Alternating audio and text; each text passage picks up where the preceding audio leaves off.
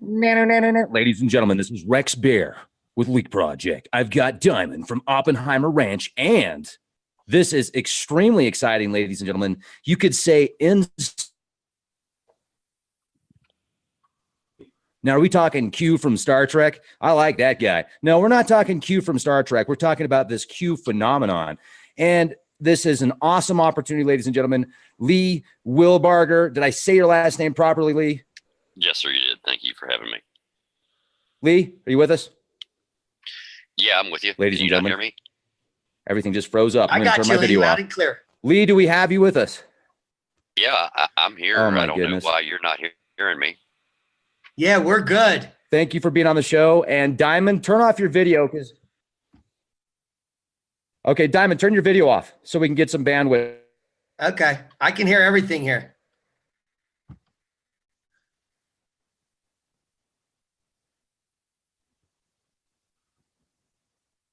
Are we better? Yeah, you good here? Are you good here? I'm good. Can you hear me, Lee? Yeah, I got you great. Yeah. I don't know what's going on. Rex got a bad signal over there in his room. Looks like it. You with us, Rex? No, that's the internet just shut off on the internet shut off at the hotel. Unbelievable. Wow. Unbelievable. All right, hold on. I got to hit the. All right, so we're still live. Ladies and gentlemen, we are still live, I think, and we're streaming again. We have Diamond from Oppenheimer Ranch, Lee Wilbarger, and myself, the conspiracy fringe theorist. Now, we are in Disclosure Con. I hope you show up tomorrow, and we're going to talk about who Q actually is. What is Q? What are they doing? What's the point? And Lee, Diamond, thanks for coming on the show. How you guys doing? Well, I'm doing great. Thanks for having me. Thank you. Thank you. Very honored to have you. You've got quite the resume. And I heard Diamond in the background there. Diamond, are you with us? Can you still hear me? Hey, boom. Boom. Yeah, your mute's not on. Boom. All right. So we're going to keep the video off just because of bandwidth issues, ladies and gentlemen. But this is deep. This is really, really deep. Lee was telling me a little bit off air about his portfolio, and it's pretty cool. Lee, will you tell the audience a little bit about yourself, and then let's get into what Q actually is and not Star Trek Q? Well, I guess to start with, early on in life, I started studying a variety of different technologies and encryption and radio communications, electronics, and things of that nature. That got me into doing some things for the government. My original big claim to fame was I invented the helmet cam for the U.S. Army. Excuse me. Sorry to interrupt. We're still having some internet issues. So you started working for the government at a young age, and then there was some growth. Yeah, I started at a very young age. In fact, when I was going to private Lee, school, are you with us? Yeah, I'm with you. I can hear everything. Yeah, we're having some real serious. Yeah, it's got to be on your end there, Rex, because I can hear Diamond great.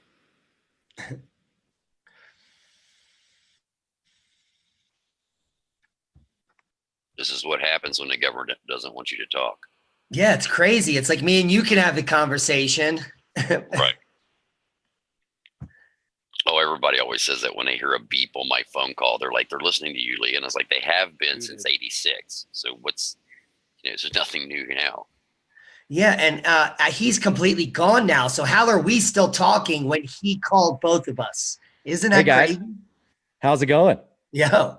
How you doing? You come here often? So this is very bizarre. I don't know how this works. I need to get a computer expert. I've done several interviews in the past where I will get booted from the conversation and it's still live on the show and I'm not there.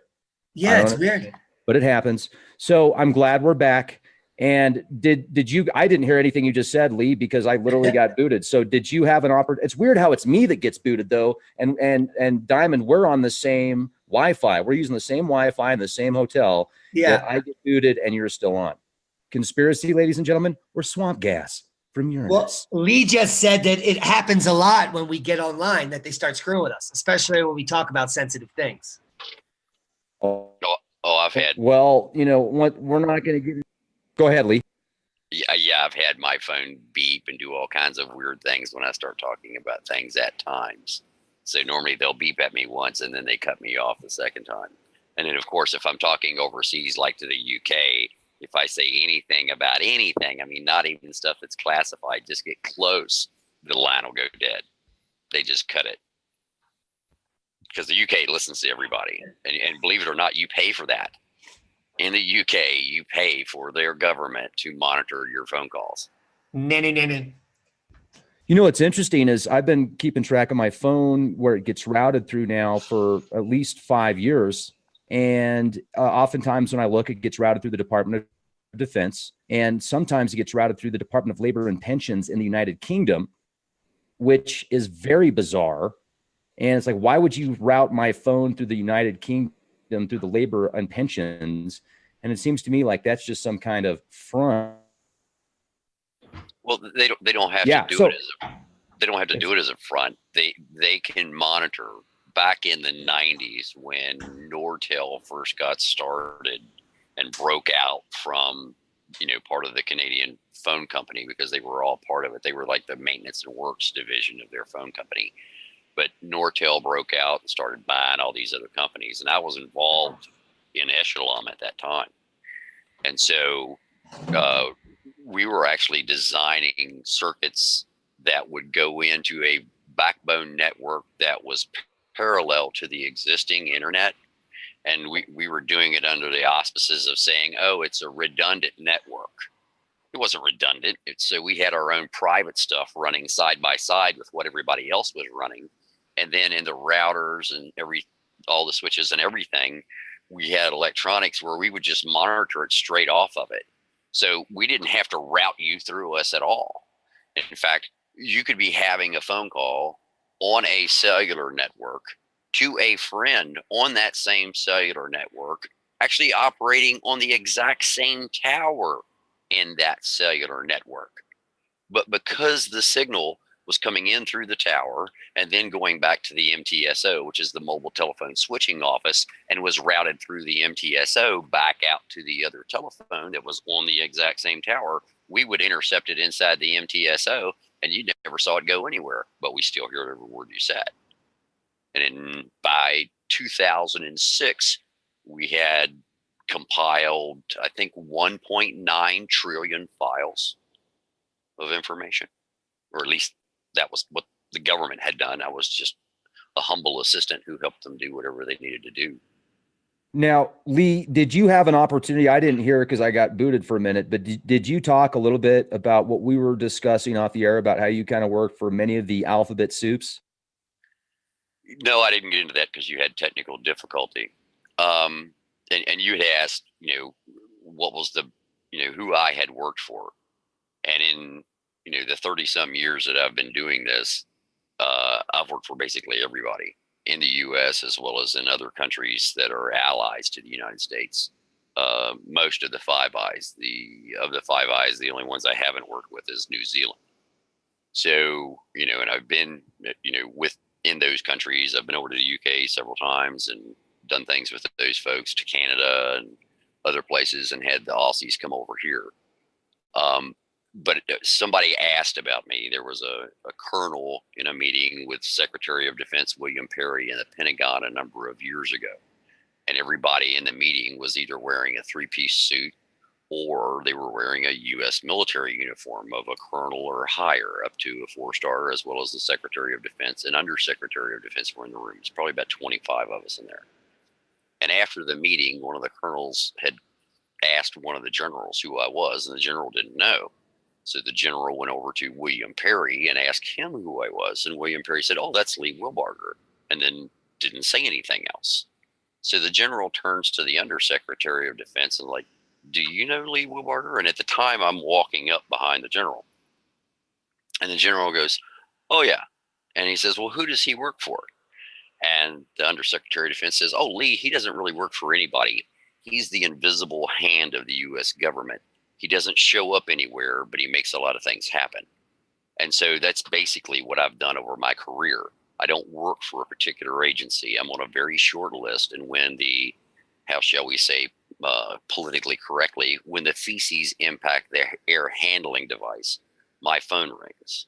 And so that's what I've done for 30 years. And I've been involved in just about everything that's got wires coming out of it for military and government intelligence, surveillance, so on and so forth. At one time, my specialty was Title I, Article 99, which is invasion of privacy via electronic means. So if there was a way to surreptitiously glean electronic information or audio information or anything from you, that was my forte, as to how to get that from you and get that to the government so as that they could use it to prosecute you for the laws that you were violating. Did we lose you, Bear? Yeah, I don't hear him. No, I'm here. Thank you. I was actually talking, but I was muted. So thank you for saying that. I was like, hey, by the way, I was going to ask you about 5G, but I want. We've talked about 5G at length. Electronics. And I've heard stories before that you could actually pick up what somebody's saying inside of their house just via some type of with Wi-Fi signals from dishwashers, just by sending the signal to where you're at and stuff like that. Is that true? So I'm sorry, I lost part of what you said. You said something about picking up inside your house, and then I lost it. Yes, thank you. I've heard of smart appliances for years now that can actually spy on people via Wi-Fi, and many of the TVs will have microphones and cameras built into them. But I've even heard dishwashers from years ago, this to different machines, can in a sense spy on people because it's pinging Wi-Fi signals and it's able to track where that person is. Is there truth to that? There is some truth to that, and I lost a lot of what you said. You were falling in and out during that, but let me tell you what I know. I know that if you have microwave transmitters or Wi-Fi transmitters in the area, and you have mapped those transmitters, and you have the signal strength of those transmitters mapped, that objects moving in the area of those transmitters will create change in the propagation of that signal. And if you have multiple phased array antennas and you are monitoring that signal from, that area wherever you've parked your vehicle and made the map, then yes, you can somewhat tell where someone is inside their house. Now, to go over the internet and get that person's router to do that and get that person's TV and microwave and all those things to do that, no, doesn't work that way. You have to be in the area of operation and have your own antennas and have a system set up to do that. You also, as far as radar, airborne radar, well, before I go to airborne radar, you talked about, let's stick with the appliances. Any smart device. So if it's a smart TV, a smart VCR, if it has a camera on it, it's listening to you, it's watching you. It does it by itself. Facebook watches you through your phone all the time. Facebook listens to you all the time. Even if you have the Facebook app turned off on your phone, they're still listening to you. And this is the things that the federal government has to go against Facebook and Twitter and these other social media groups, because they are invading the privacy of people without their knowledge, in that legalese that they have generated. You just sign off and go, okay, yeah, I give you whatever. They're not really realizing the impacts of that. They're taking their personal information, they're monitoring their phone calls, they're monitoring their text messages, they're monitoring their account, they're monitoring what they say, even when the app is not open. So these things all have to be addressed by the FCC and other government agencies for the invasion of privacy that we're seeing. These companies are actually invading American citizens as well as citizens around the world's personal information, and invading their privacy more so than the government is. So, if you talk about being an invasion of privacy, Facebook is like numero uno for stealing your stuff. And then Twitter tracks everywhere you go and everything you say. And Even if what people don't realize, even if you type something in and then delete it, they still have it. What you see on your screen is what they are reading back to you. It's just like the IDEN telephone network. When you're talking to someone, which is an IDEN was originally set up as a federal government, which is phone system, which is what Sprint was doing. The IDEN network, when you talk to somebody on an IDEN phone, the person on the other end is not hearing your voice. The person on the other end is hearing the playback of your recorded voice. They are not hearing it going straight through the system. What you say is recorded, and then once it's recorded, the person on the other end is playing back the recording of what you said. So every word of everything you say on an IDEN network has been recorded. And then also, oh, I'm sorry to interrupt, Lee. I'm also thinking that everything you say is recorded if there's any type of smart. So all smart appliances now go through that network, or is that network like an old network?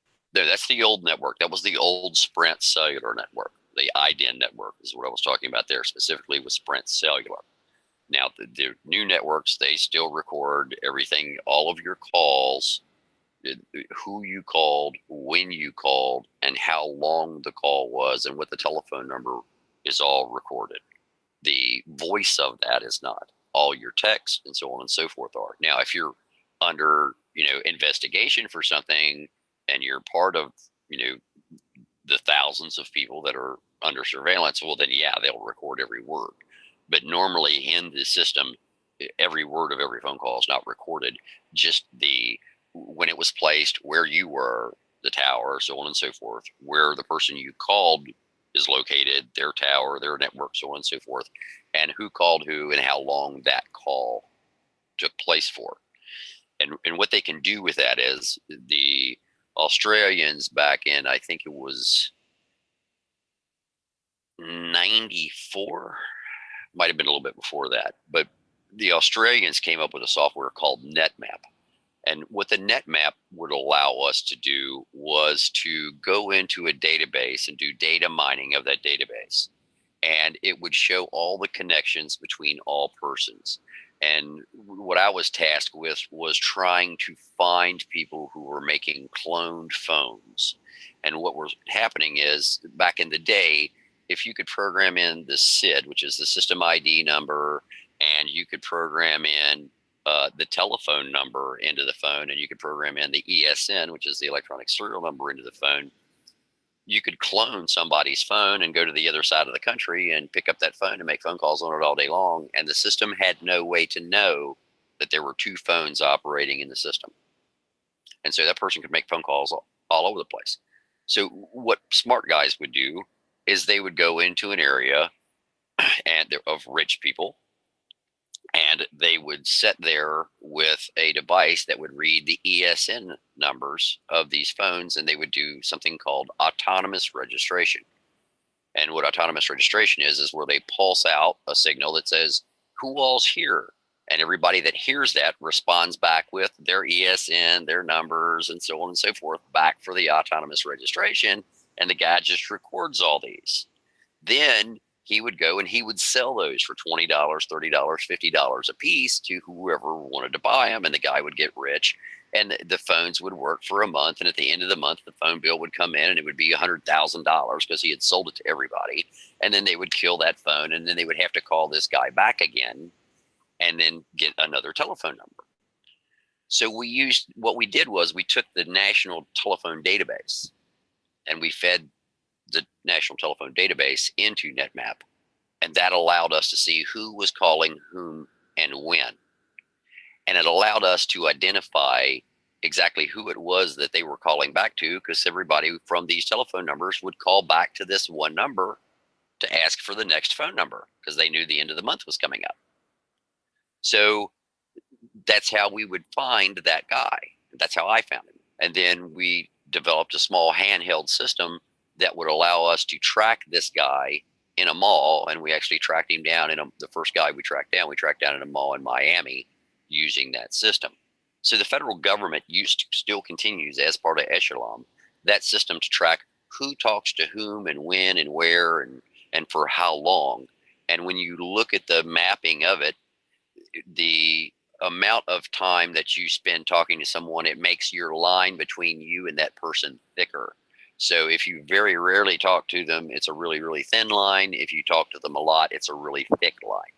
And so that is how, when you want to look at the deep state, or you want to look at any criminal organization, you can put it into the net map and pick out one person and say, okay, where does this man stack up in the organization? And it'll stack the whole organization above him and below him, and everybody that's involved and tied to him.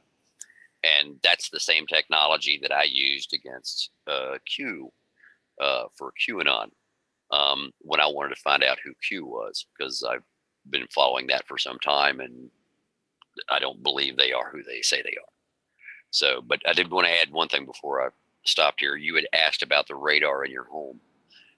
The U.S. government and other governments have radars now, synthetic aperture radars and other types of radars that are so sensitive that they can fly over your house. You can be sitting in your living room with a can of beer sitting next to you in your chair, and they can tell you whether or not your lazy boy is reclined and whether or not your beer is half full. So that's the capability that they can do with radar right now through your roof when you're sitting in your house.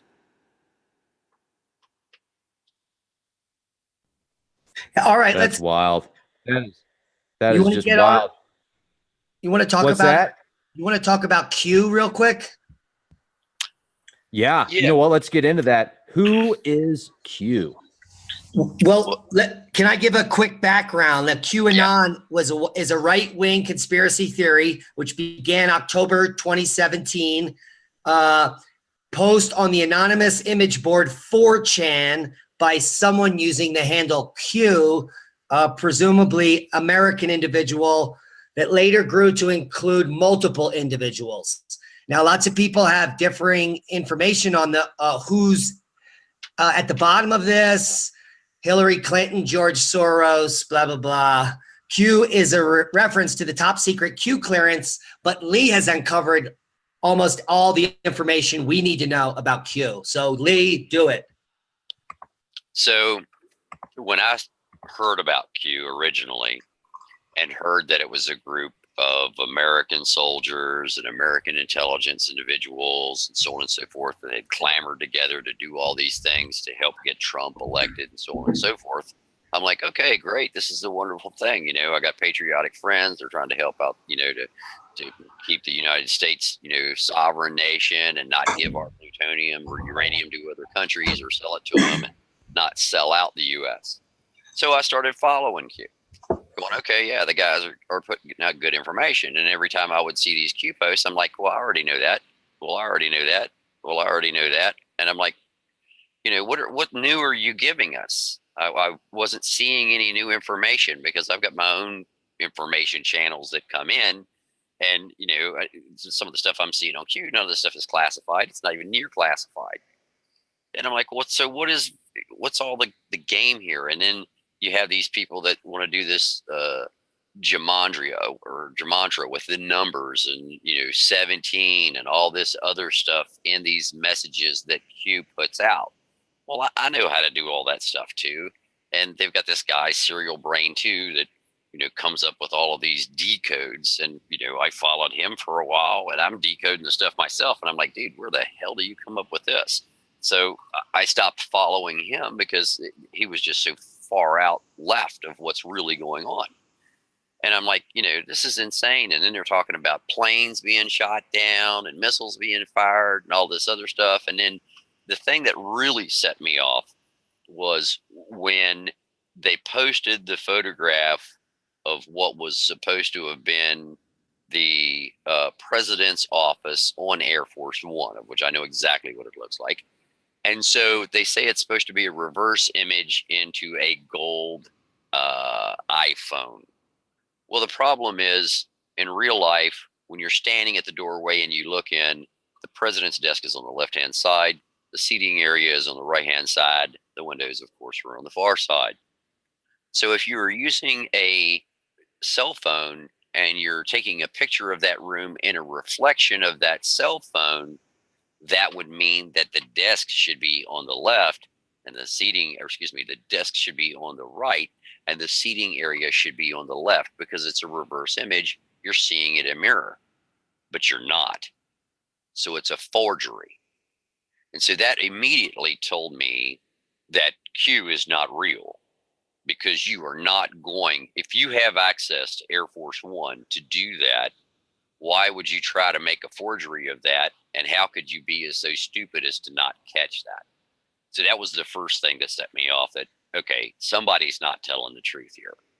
Then there were other posts that came out, and I looked at those and I'm like, well, this isn't true either. So then I decided that I was going to start my own investigation to determine who is doing what, when, where, and how. So I went in and used multiple aliases and went to everyone on 4chan and 8chan and saw who was posting and who Q was responding to and what they were saying, and looking at the information. And then I went around to everybody's social media accounts. So Twitter, Facebook, LinkedIn, everything, to find out who was connected to whom within the organization. And what I found is that, one, a bunch of them are artists from Asia who do these little Asian cartoons. Also, a lot of them are network administrators that work at a variety of different social media outlets. So some of them are members of Google, Facebook, Twitter, the 8chan, 4chan boards, Reddit. So there's a variety of these different people, and what they are, because they're network administrators, they're able to see information in real time and use data mining and use analytics and so on and so forth to gather this information and put it together in a way that they interpret it. They get it out before the news goes out, and they put it out as a riddle, so as that it's really not, you got to try to figure it out yourself. So if they're wrong, you can just believe that the reason that you're wrong is because of the fact that you didn't interpret what they were saying correctly. So now I've been able to identify who's who, how they're tied together, how they're getting the information back and forth from one another, and how they're disseminating that. And the fact that these people are also involved in a Bitcoin called Sumo Coin. So some of the members that are part of this are also associated with that coin and other coins. So it's a Bitcoin, type of organization with cartoons, with intelligence, and they do have some members who do have some intelligence analyst capabilities, but I've also reviewed those analysts and found that their analyst skills aren't up to par. And I think that's why they're not military analysts anymore. They're former analysts, because people that are good are still there. So, that's what I've been able to bring out of this, is that it is not a military organization. It is not a government organization. It is not a fully funded organization. It is a group of individuals that are trying to provide information to, in my opinion, eliminate people that they feel are an enemy of their currency, which are members of the deep state, people like George Soros and others that don't want to have anything to do with these currencies. And they are getting behind Trump because the way they look at it, the enemy of my enemy is my friend. And so they feel by supporting Trump and doing these other things that they will, be able to get their agenda pushed through. And they keep saying that people are calling in threats at the Trump events. And that's why that they don't want people wearing Q shirts going into the Q events. Well, I don't believe that for a minute. I think that the Trump administration is now aware of who these people are and what they're doing. And people like Reddit are shutting them down, and people like 4chan and so on and so forth. And other people are trying to shut them down because they realize that they are not what they are professing to be. It's a money-making organization between those people. They sell shirts, they sell hats, they sell cups, they do all kinds of things. That they sell coins, you wouldn't believe it. Anything that they can to make money off of it, as well as trying to do their currency deal. So I've got many, many, many weeks, or actually months now, of research into these guys and have come to the conclusion that they are not the real deal. They are not a military organization. It is not part of the Trump administration. I know enough people in military intelligence at Fort Gordon and other different, how should we say, facilities spread throughout the United States and the world. And no one that I have talked to, interviewed with, asked questions about, or anything knows anything about any of these people as far as them being anywhere in the Trump administration. And upon my investigation of everyone that is involved on 8chan, 4chan, Twitter, Facebook, Reddit, so on and so forth, all those people that I've done their backgrounds, I can't find active duty intelligence people that I know anywhere or show any signs of anywhere. And I've actually reached out to a couple of these individuals who are high ranking within the organization, some of which, when they realized who I was, blocked me immediately. And then others are just like a deer in the headlights. When I ask a question, they're like, on their response. So that's where I'm at with it. I don't believe it's the real deal. Let me jump in on this because, first of all, I haven't studied Q at all. And the more I've gotten into research with these ancient scriptures and where we come from, you know, the sun cycles, what these anomalies are in the skies, my experiences, etc., I try to avoid politics like the plague. But when I say try, once again, when you use the word try, it usually doesn't happen. So politics get in somehow thrown in often, but I haven't done research on Q. And a lot of people say, Rex, you really need to research Q. And like, I'm looking at the live chat right now, and it's mixed. It's half and half. Half the people think Q is legit, and half the people think that I'm a paid Jesuit shill now because I'm having a conversation about asking questions. It's funny, but every podcast I do, I'm some type of shill, whether it's a Jesuit shill, whether it's a NASA reptilian from Zoltar land. I mean, there's also, you know, I've been called just about everything. But it's nice. Shapeshifter, reptilian, ack.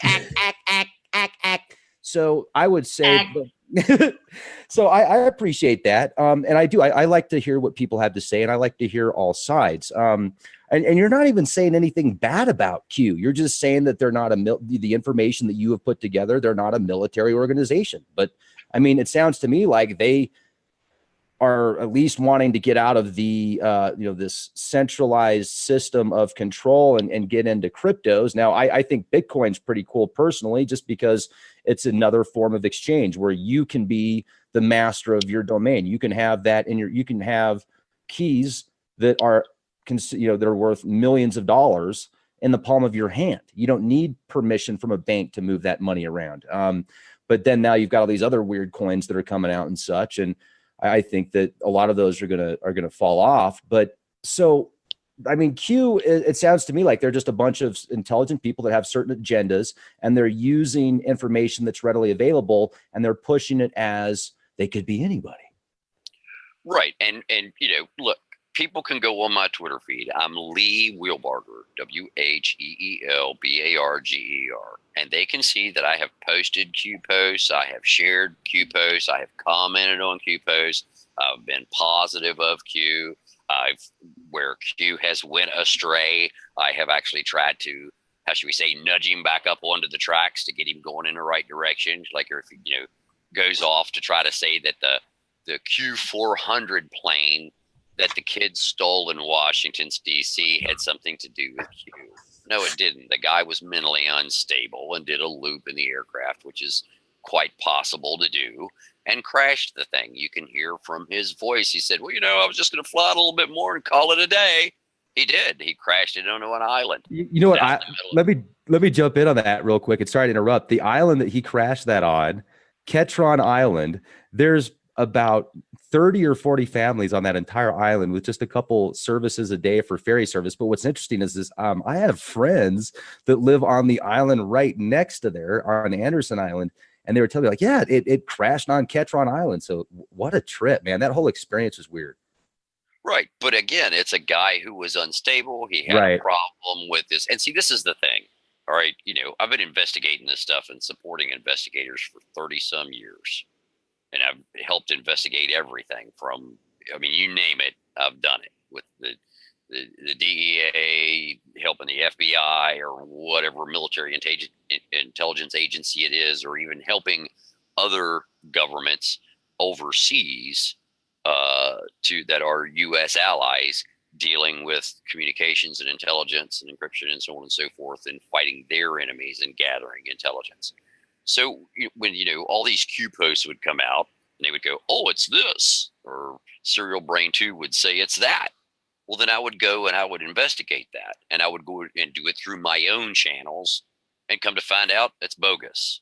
And so it's just been stacking up and stacking up and stacking up.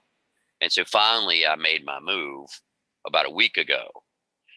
And when I made my move, within 24 hours of me making my move, Q started talking about, oh, they're going to block us. They're going to kill the president's Twitter account. They're going to kill us here. They're going to kill us there, so on and so forth. Well, Reddit knocked them down. Other people started knocking them down. They started having more attacks and so on and so forth. And I don't think that is all of these other people. I think it's the government realizes it's not the government. The government is onto them now. They tried to make things that said that, Trump said Q or misspelled something or what have you. I misspell stuff all the time. They try to make more out of it than what it is. If you want to, convince me that Q's real, then you get me somebody from military intelligence that I know to call me on the phone to tell me that. And there's plenty of people, you can go to military intelligence at Bragg, you can go to Fort Gordon, you can go to the NSA, you can go to Sugar Grove, West Virginia, you can go out west, you can go to Utah, anywhere you want to go. Have somebody from any of those places call me, and I'll take back everything I say. But I've got 31 years, more than that, 33 years of playing with this stuff and doing investigations and helping people, find these things. And I've got months of investigation into this group that I've already done to come to this conclusion. So that's where I'm at. And let me jump in on that note real quickly, because I'm going to play devil's advocate here for a minute. And a lot of people are asking this question. Once again, we've got a kind of a split room. Maybe it's 70-30, 70% saying, Lee, you're spot on, and 30% saying, man, what if this is a psyop? And hey, I would ask this question too. Like, Lee, what if they told you, hey, you're an insider, people, you need to cause division here, and you need to tell people that they're not real and that it's just a psyop because they're doing something. What purpose would that serve? See, that's a great question. What purpose would that serve? Exactly. Ladies and gentlemen, what purpose would that serve? Look, I'm for the president of the United States. Okay. I've been for the president of the United States, no matter who the president of the United States was, ever since Ronald Reagan was the president. Now, I sat out Obama because he's not a U.S. citizen. So, and that will come out too. There's all kinds of things that I know that nobody out in Q land knows. And they're not even talking about things that I know about Benghazi, things that I know about Hillary did, sending weapon systems into Syria, things I know about, No Name did and what he did and who took pictures of him and who took pictures of Hillary's aides the day before Benghazi. What did the terrorists who were let me tell you how much I know. I know that the terrorists that came down the street that attacked the consulate, first off, the consulate was illegal. It didn't even have a license to be there, was never approved, never should have been set up in the first place. The men that came down the street the night they attacked the consulate yelled, "Don't shoot, Morrissey sent us." I've already had that translated from the recordings of the attack that night. They don't put that on the news. They don't talk about the fact that they had taken all the weapons away from the people guarding the consulate. They don't talk about the fact that Hillary Clinton released the head guy in the consulate. I'm trying to think of what his name is right now. He died. Stevens. She released Stevens' itinerary 48 hours before the attack. They also don't tell you that the guys that carried out the attack were the men of the Blind Sheik. The truth of the matter is, it was before the election. Obama knew that Stevens was the glue that held the Middle East together. And Obama and Hillary and all of them were trying to figure out a way to get him out of the way. So they reduced the security at Benghazi so as that he could get kidnapped. They made sure that the drones that were in the air that night didn't have any weapon systems on. They issued stand-down orders to everyone who was going to go in and help them. The object of it was for them to come in, attack the consulate not have any defensive system, be able to come in and capture with very little resistance Ambassador Stevens. He was then being kidnapped by who? The battalion of the Blind Sheik himself.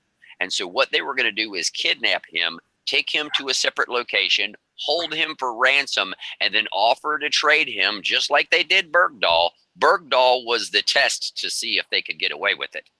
So what they were going to do is they were going to give up the Blind Sheik for the Ambassador Stevens. And then when Ambassador Stevens was brought back to the United States, they're going to say, oh, no, you've been through so much. We're going to retire you so as that they could have the Arab Spring and the Muslim uprising and be able to bring all of those Arabs and Muslims into the United States with the Holy Land Foundation and follow their plan as being an unindicted conspirator with the Muslim Brotherhood.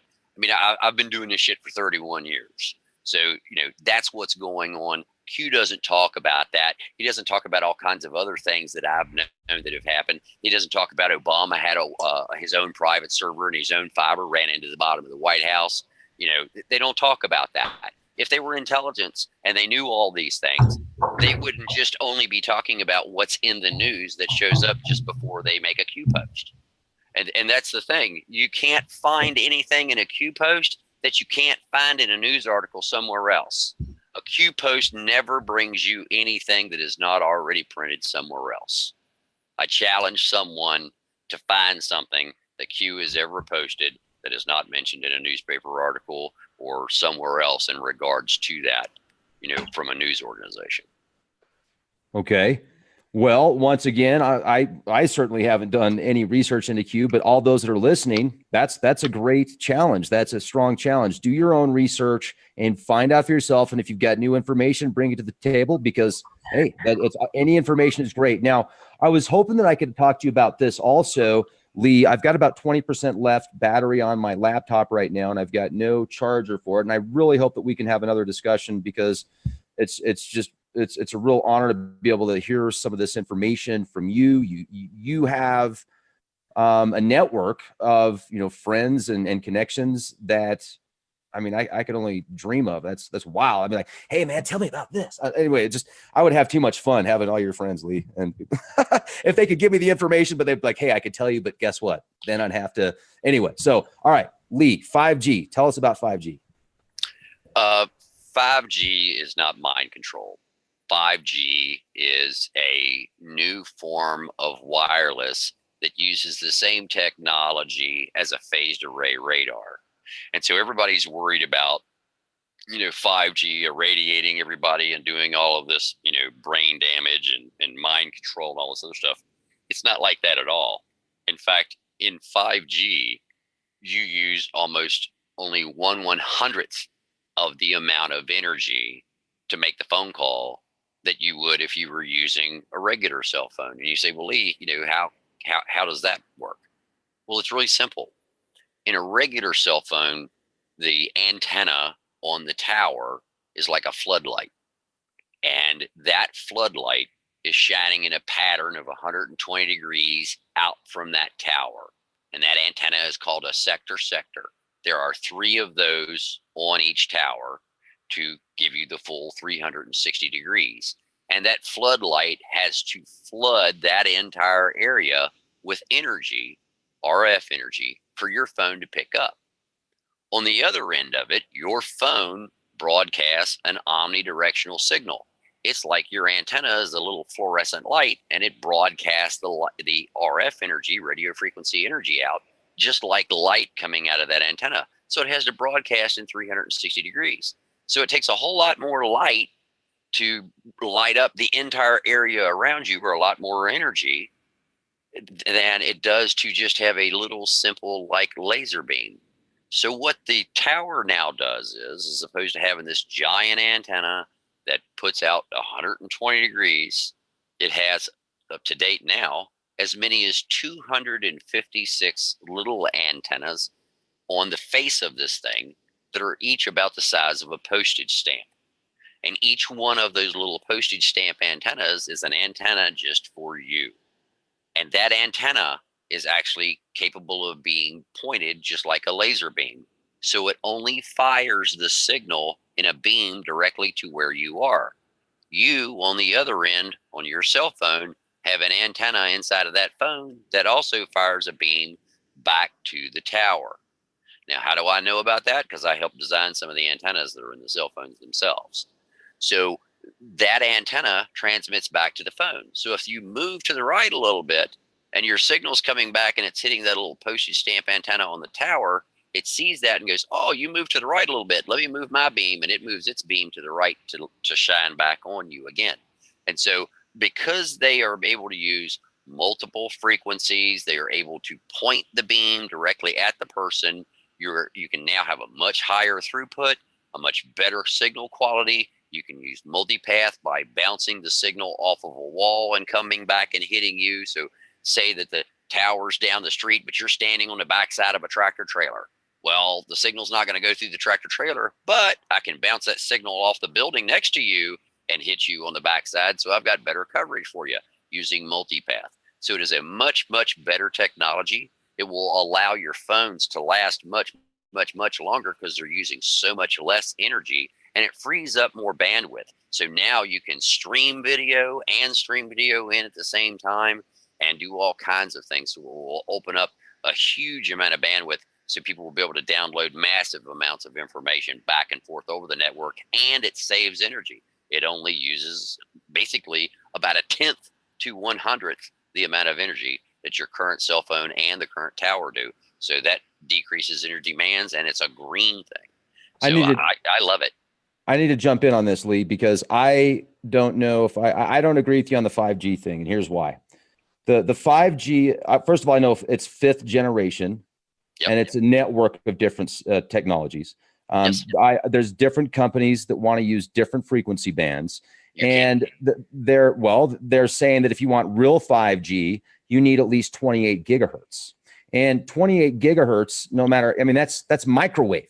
You're in the microwave range. So and it's also directed directly toward. So you need that in a specific position, and that's why they want more of them, because it's more directed. The band is more narrow. So that means, like, let's say you're sleeping and you've got a 5G thing outside, and oh yeah, you're getting faster downloads, and it's a little bit less energy, but you're getting microwave. No, you're missing it. The beam coming from that tower is 1/100th the energy of what you're seeing now. Okay. Which is about 800 megahertz. No, we're talking about energy level, not frequency. 800 megahertz is the frequency for old cellular. That's the old AB. We don't. That's what we're getting now. Anymore. No, we are already up into 1.2 gig, 2.4 gig, and so on and so forth. We're already up into microwave frequencies now. Okay, so we're already up there. When we got past 1.2, we were in microwave. Okay, so we've been using microwave. Now, what is the difference between a microwave oven and this microwave signal? The difference is the frequency. A microwave oven operates at a specific frequency that modulates the hydrogen molecules within the material. That resonation and vibration of those hydrogen molecules creates heat within that material, and that's what heats it up. If you change the frequency in a microwave oven, it'll never cook another thing forever, because it has to be on a specific frequency to resonate those hydrogen molecules. You go up too high, you go down too low, you can't do it. The signal can't come out of it because it has the cage, and the wavelength is longer than the holes in the screen in front of the microwave. Now, what happens to when you get hit by a microwave? It barely penetrates your skin, because microwave does not penetrate water. And so because your body is 80% water, it'll barely come in on your skin. The system that the U.S. Army has, where they actually fire a microwave at you and make your skin burn, I've used that system. I've been burnt by that system, or had the sensation of burning. It doesn't physically leave a burn on your skin, but it gives you that sensation. But it doesn't penetrate in. There's no way that any signal could penetrate through your skin, then go through your skull, and then go in to try to manipulate neuro pathways inside your head to get you to think things or say things or act certain ways. We're not there yet. If you want to do that, you have to be physically attached to the skull with multiple electrodes. That's the way you can do that. And I can give you another long talk about that because I've done that too. I was on the test of the system where they tested lie detectors via brainwave activity. So are they using, but they're going to use 28 gigahertz instead of 1.2 gigahertz. So what? What's wrong with that? Well, the human resonance used to be 7.86. Hold on. Let me finish. Just let me talk, and then you can. Hold on, you guys. Now you guys are teaming up on me. I'm being very respectful. Let me give you my side, please, and then I'd be more than happy to hear your side. And I'm totally cool with that. I actually really appreciate this. It's good to get into a debate about this. I want to hear the other side. I want to hear this. Here's my point. The natural body, your natural frequency of your body is not in the billions of hertz range. I mean, you're down there in the hertz, maybe 60 hertz, maybe a few hundred hertz on some of the organs. 16. I don't know. 60 hertz. Okay. 16. So 16. So you go from 16 hertz to 28 billion hertz. That's changing the frequency of your body. I mean, that can cause headaches. It can cause, and if you tune it up, go ahead. I'd like to hear your thoughts on this. How does it cause a headache? Show me a study that shows where 2.4. I mean, look at it this way. I can show you a lot of studies. Your cell phone, even in the early days, your cell phone that you put up next to the side of your head, according to FCC regulations, said that it could only put out a maximum of 3 watts. Okay, that's it. 3 watts.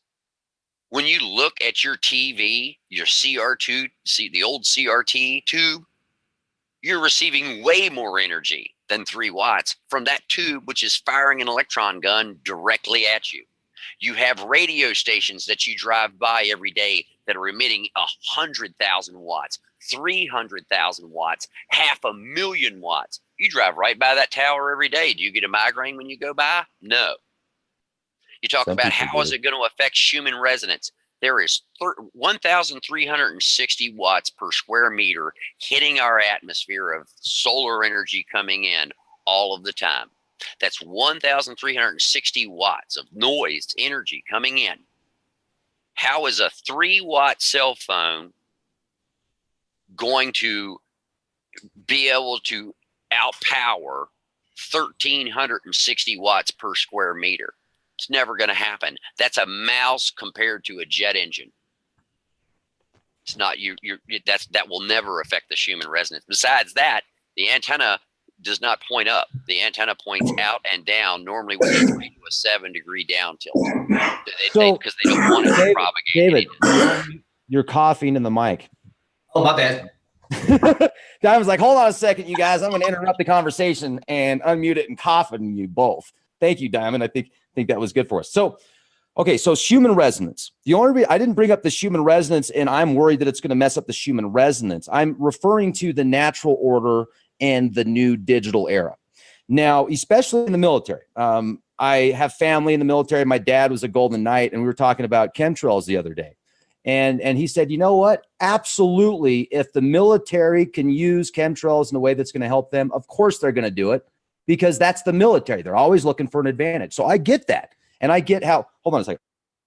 So I get how China also is unrolling this 5G network, and we need to keep up with China. And I also read the documents on 5G and how the U.S. wants to have one system that these telecommunications giants can actually rent off of, so it will be able to keep up. So I understand that. Now, the problem is when you've got all of this energy, when you've got all these microwave towers, all these cell towers, I've read plenty of studies that show rats and mice get these tumors and all, nasty disease and cancer. And have you ever looked at what they're doing in that Oh yeah, study? they're hooking them up to crazy amounts. I get it. I mean, they're hooking them up to crazy, ridiculous frequencies. But then there's been a lot of people that have gotten brain tumors after cell phones have came out, and the way that they've increased, and the studies, and you get these kids that are putting cell phones. And I've got an EMF detector. I've got one. I'll put my cell phone. I won't even have my cell phone on. I'll put the EMF detector next to my cell phone, and that thing will be pinging in the 183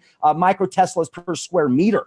And it shouldn't be going over 0.1. And I'm not even using the phone because it's trying to find it's trying to find a cell phone tower and stuff like that. So the 5G stuff, it just makes me nervous because the frequencies are so high. But no, but that's the great part about it. The higher the frequency, the less it does to you. It doesn't penetrate. It's just like, look, the lower the frequency, look at it as it's a cannonball. So the large HF radios that we used during World War II that transmit around the world, that's a cannonball. Okay? Then you went to VHF. That's a softball. Then we went to UHF. That's a golf ball. Then we went to 800 megahertz. That's a pea. Now we're above 2.4 gig and getting any smaller, we're shooting basically grains of sand. That's how far it penetrates into human flesh when you look at the size of the wavelength compared to the energy that it's emitting. So it doesn't have that penetration. It doesn't have that propagation. That's why they have to have the towers so close together, because it won't go through a line of trees. It won't pass through that. It won't even pass through heavy fog. It won't pass through heavy rain because the microwave frequencies, the wavelength is so small, it actually gets absorbed by that particular material. It can't propagate through it. It just bounces around in it and refracts it out that it can't get through. That's why the towers have to be so close together. The transmitters have to be so close together. The powers are so weak and the beams are so tight and the wavelength is so small. You have got to be close together to make it work. And it's an advantage. If you look at, what damage would do, I mean, it's like this. If I had a backhoe attached to your back and I strapped you to the bucket of a backhoe and I moved the bucket of that backhoe back and forth and you were on the end of it, that would shake the hell out of you, wouldn't it? But if I could make that vibration smaller into a small, like back massager, smaller wavelengths, faster together, it's vibrating on your back. That feels pretty good. It's the exact same thing. The lower the frequency, the bigger the energy, the bigger the wave. That's that backhoe pushing you in and out on the bucket. But when you get to the really small waveforms of these super high frequencies, then it's just like that massager on your back. It doesn't penetrate into you. It's just a little bit, it won't even go in through your skin. It barely goes through your epidermis at all. Well, Lee, I'm telling you, we're certainly going to find out. Time is going to tell. And I hope you're right. And I can understand the science behind what you're saying. Absolutely. The different wave bands, the different frequencies, and the way that you describe the cannon versus the pea shooter. But now I'm just imagining, like, I'm imagining these peas that are made of titanium, and they've got these like diamond encrusted fronts where they shoot through you, and there's millions of them, and you can't even get away from them because you walk outside, and you've got all these antennas, and you're just like, no, help me. And as far as I'm kind of poking fun a little bit, but I'm still Cannonball, you had a large charge, and right. And with this you don't have a large charge. With this, it's like a spitball gun. I mean, that's literally the comparison of it. So you started with a cannonball at the low frequencies, and now you're at a spitball gun. You've decreased the amount of propulsion or amount of power, because remember, way back, we had 150 watt transmitters in VHF, and now we're down to milliwatt transmitters.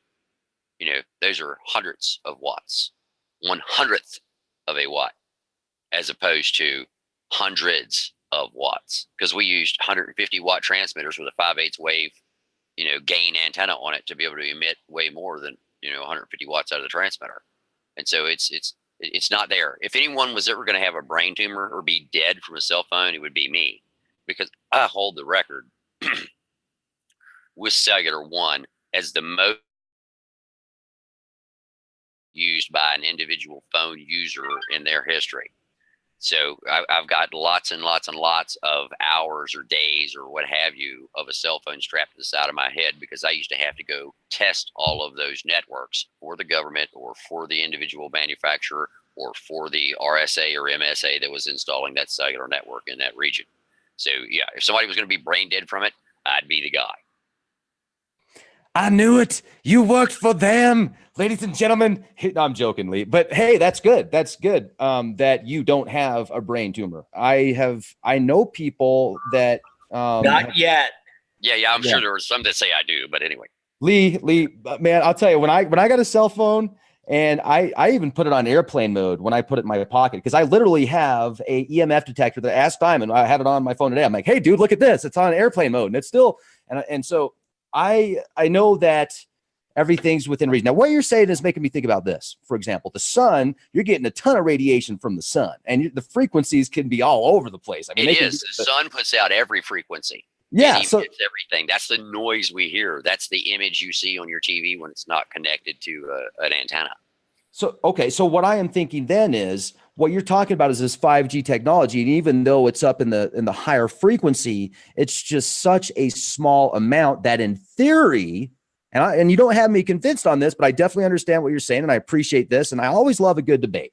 You know, you can have a good debate, you talk about things and learn about things. And that's what this is about, is learning and getting to the bottom of things. And if it is going to be something, because clearly you've got a cell phone tower next to your house, if you're one of those people, and there's a lot of people that have very sensitive hearing. Like there's a lot of people that can pick up on this, and they can pick up on these frequencies. They get the ringing of the ears. They'll get headaches easy. Some people are more sensitive than other. And Lee, you might be. Everybody's DNA is different, and people eat different. People have injected themselves with different things and different chemicals and such. So it's not everybody has a different immune system. So I don't think that you can say just because you haven't had one that these other people that have gotten these tumors that they absolutely feel is from a cell phone usage, because it's right there, So yeah, you can get into these debates. We lost you. Show me a single scientific research that's been done anywhere in the world that or any other RF energy for that matter at twice the normal limit has ever hurt anybody. It is not until you get 300% of that energy and you inject it directly into the animal that you are actually doing anything. I mean, anybody that takes an antenna, it's a high-powered antenna, and puts their finger on the end of it and holds it there can, get a burn on the end of their finger. That's an RF burn. That's the plasma energy coming out of the end of that antenna. And so because you're touching it right there to your skin, because it's measured in Webers per meter, it's a quarter for every time you double the distance, the energy that it's putting out. So, if you take the end off of your cell phone antenna, that's why remember the old flip phones? They had that little ball thing on the end of it. Yeah. Do you know what that ball was for? Was so is it your finger or your head could never get close enough to the end of that antenna to actually damage or hurt yourself. That's what that little thing on the end of your antenna was for. Same thing on two-way radios and walkie-talkies. That the ball on the end of that antenna is to make sure you don't get close enough to that. So that's what that's for. And so unless you're actually sticking that thing down in your ear and putting 300 times the energy out of it that you're supposed to, and then you leave it stuck in your ear for like a year or two, well then yeah, you probably gonna get a little bit of damage in there, but everyday usage, it'll never happen. I worked with ATEC, Army Testing Evaluation Command. I did RF propagation on soldiers for Land Warrior, Force 21 Land Warrior. My job was to identify which frequencies would propagate best over different types of terrain, over different distances, for different applications for the U.S. Army under the Dismounted Battlespace Battle Lab at Fort Benning, Georgia. My research from there took me to CCOM and made me senior technical staff there. But what I did while I was at Fort Benning was determined what the safe amounts of RF were to be in proximity of a soldier on the battlefield, how I could place that antenna so as that it would never hurt that soldier on the battlefield. And the one thing that you have to keep in mind was I was using RF energies way, way higher than anything that the American public would ever be allowed to purchase and use in that close proximity. And we were still within safe measures. Another experiment that I did was to actually, for heads-up displays, to use tritium, which is actually a radioactive material, and put that into a heads-up display. And in the system that I designed, we actually, with the University of Columbus in Columbus, Georgia, we went through and we determined that if you took the radioactive source that I was using in the heads-up display, and you put that source in the front pocket of an 18-year-old soldier, and he carried that in the front pocket of his pants every single day for a 30-year career, at the end of his 30-year career, 1 week later, you could measure that man and not know that he had ever carried that device. Now, that's the level that we go to for the safety of American soldiers. We go above and beyond. And so these are all things I've tested. I have helped the U.S. military spend literally billions of dollars testing this stuff over my career. One of the laboratories I worked in, we spent $400 million a year doing this. So, you know, the reason I speak with such confidence is because I've got 30 years, over 30 years in RF engineering, RF testing, exposure to it, and building these types of things. And I see these crazy things all the time about, oh, this will kill you and this will fry you and this will, no, it won't. And anybody that can bring me a paper or a research, I would love to see it, because I've been doing this for 30 years and no one has ever brought me a paper that shows that any of those things that they claim has ever been proven in a laboratory even once, unless they overdose. And you can overdose on anything. You can overdose on oxygen, you can overdose on water, you can overdose on all kinds of things. But, you know, if you're intentionally trying to cook the rat on the end of the antenna, then yeah, you're going to get a tumor. Ladies and gentlemen, it's called waterboarding. Hello, I had to say it. Unbelievable. I couldn't help it. We've got 7% left on the battery here on the battery for my computer. So I think we're going to have to cut this short. But I would like to say that I really appreciate you coming on the show, Lee. It's nice to hear some insider information.